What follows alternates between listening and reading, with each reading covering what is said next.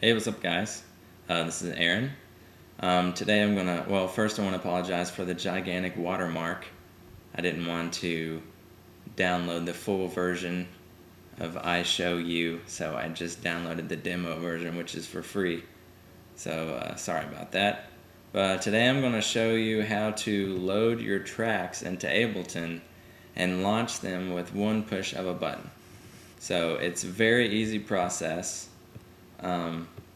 First thing you do is, if you have your files already ready and in a folder, let's say I want to use Here For You song.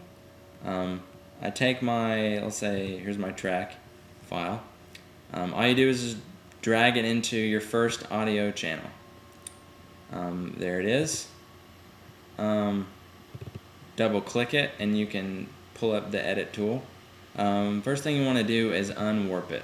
Alright? Now, you want to set this to 0, all three of those numbers, because you don't want it to start in the middle of your file.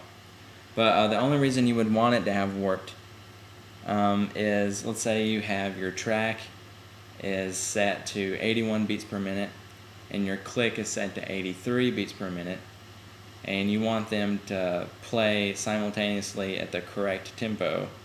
You would leave them both warped, and you would go over here, you would right click the master track, or if you're using a Mac, hold Control, then click, and you're going to do Edit Launch Tempo.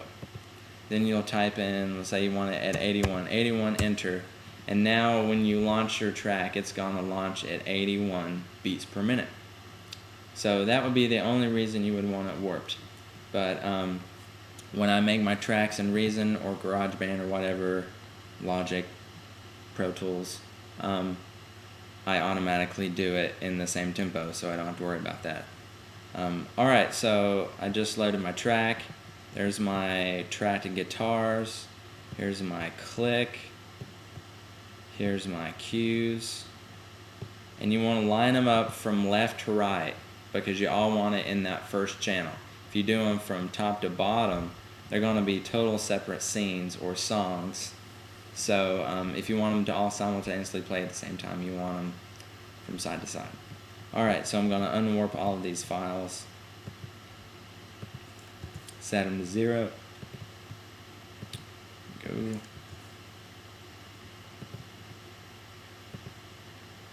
Alright, so now when I play these, they're all simultaneously going to play together from just one click. Here For You, ready, go.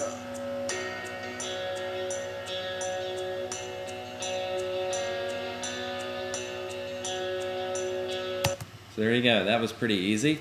Alright, so here's how you actually make it to where you can just push one button to start them instead of having to move your mouse around and click. Because when you're in a worship set or band set, you don't want to lean over and try to move your mouse around trying to click something.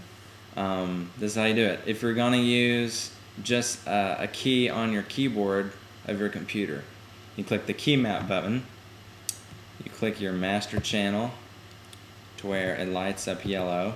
So I'm going to do the first song. Let's say I want to launch that song with 1 on my keyboard. All I do is push 1, and there it shows up. Let's say if I wanted to make it where I press the letter A, all I would do is press A.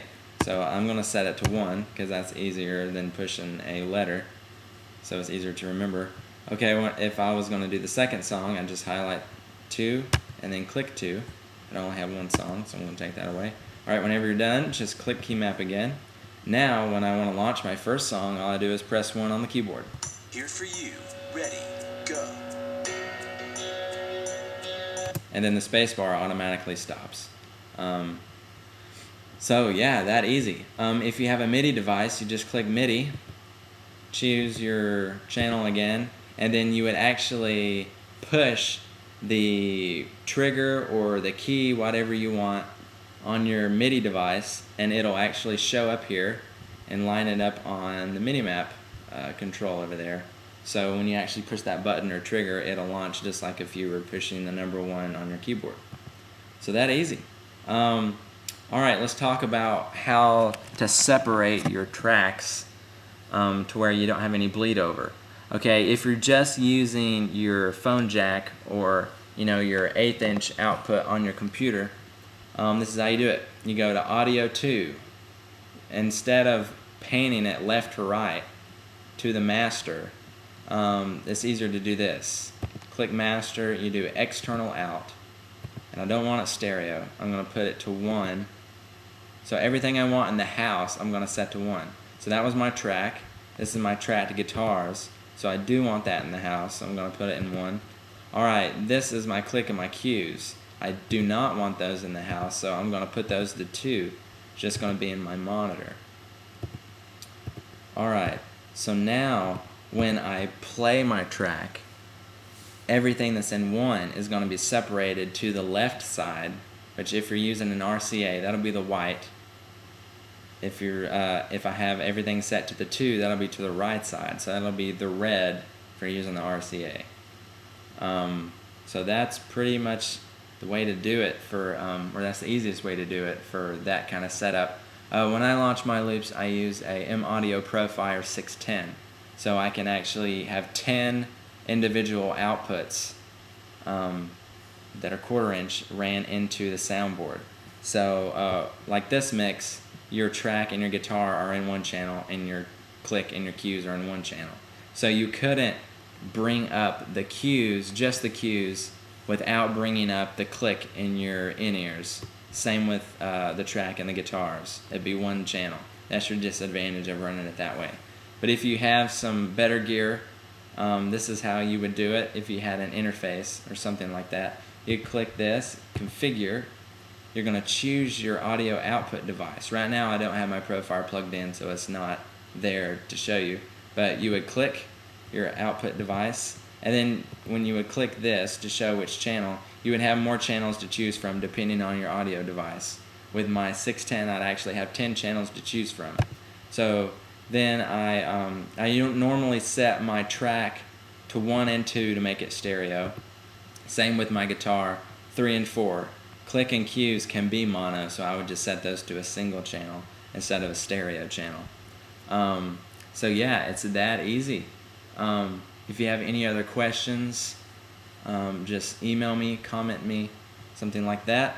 I hope that helps. Again, I apologize for the massive watermark, and thanks guys.